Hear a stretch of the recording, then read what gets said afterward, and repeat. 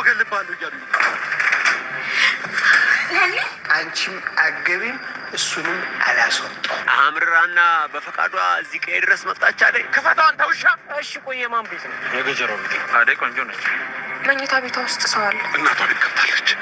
እኔም በጣም ናፍቀሽኛል እናቴ። ደህና ነሽ? እኔ ምንም አውቀው ነገር የለም። ቅምጥል ቆይ እንዴት በዚህ ልክ ግዴለሽ ትመጣለሽ? እዚህ ቤት ምን እየተካሄደ ነው? ብቻ አደይን እንደሆነ ፈቀራት። ግን ቆይ ለምንድን ነው እንደዚህ አጣድፈሽ የጠራሽኝ? ካልሆነ ደግሞ የገባህበት ገብቼ ነው የምልሽ። ከፍቅር ጋር ምንም አይነት ጸብ እንዲኖራችሁ አልፈልግም። እዚህ ምን ታደርግ ነው? ሰው ቀጥሮ ሰው ማሰው። ለምን ተደናገጥሽ? እማዬ ከአንተ ጋር እንዳልጨቃጨቅ ነግራኛለች።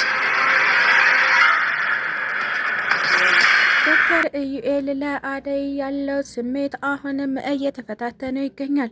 ዶክተሩ በተደጋጋሚ ስለ አደይ ማውራትና እንዲሁም ደግሞ ስለ አደይ ማሰቡን እንደቀጠለበት ይገኛል። ለምን በተደጋጋሚ የአደይ ስም ይጠራል የሚለው ዴቭም አሁን ደግሞ ከዶክተሩ ጋር በይፋ ጸብን ጀምሮ ይገኛል።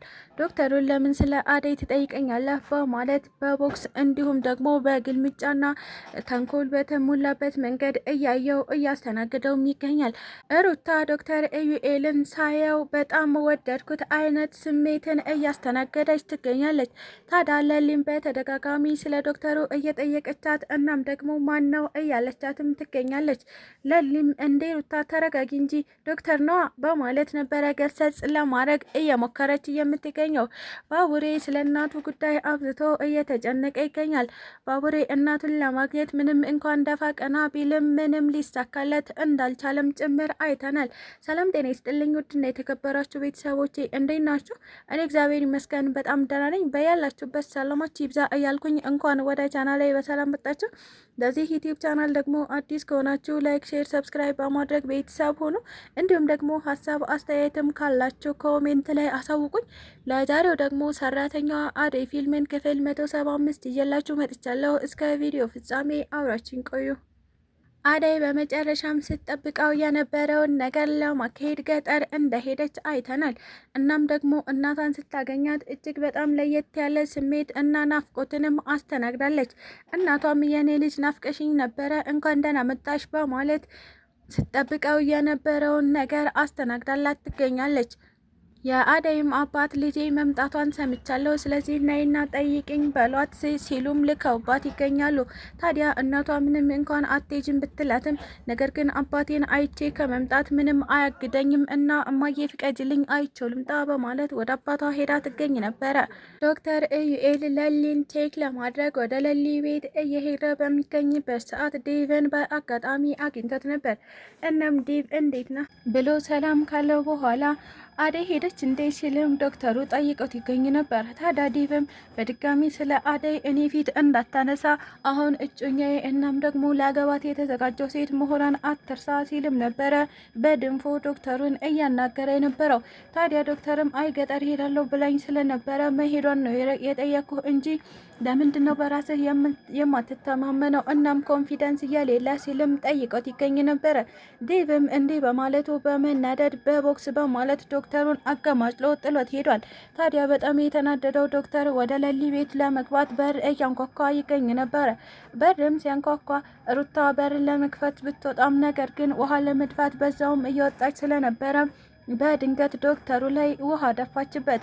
እናም ዶክተሩ የዛሬው ቀን ምን የተረገመ ቀን ነው፣ እዛ እሱ ተተናኮለኝ፣ አሁን ደግሞ አንቺ ውሃ ደፋሽብኝ በማለት ነበረ እየተበሳጫጨ ለሊያለች እንዴ ሲል ሩታን እያናገራት የነበረው።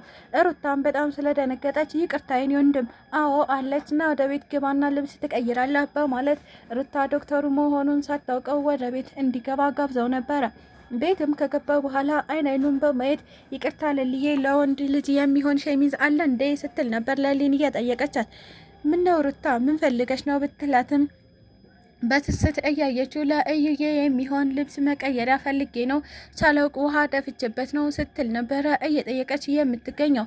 ታዲያ ዶክተሩም አይዞሽ ሩታ በቃ ይቅር ብዬሻለሁ፣ አልከስሽም፣ መጀመሪያ ስደፋበት እከስሻለሁ ብሏት የነበረ ሰውዬ አሁን ላይ አልከስሽም፣ ችግር የለውም በቃ አሁን ይደርቅልኛል በማለት ነበረ ሩታንም እንዲሁም ደግሞ ለሊን ስለ ሕክምናሽ አትዘንጊ፣ አደይ ስለሌለች አሁን መዘንጋት የለብሽም፣ እናም ጠንካራ ልጅ መሆን አለብሽ፣ አንቺ ስታግዥኝ ነው ነው እኔም ላግዝሽ የምችለው ሲልም አስጠንቅቋቸው ሰላም ዋሉ ብሎ ተሰናብቷቸው ሄዷል። ዛሬም እንደተለመደው በድፍረት የነ ፍቅር ቤት ገብቶ የነበረው ዳኒ አሁንም እንደለመደው ሸውዷቸው ከቤት ሊወጣ ችሏል።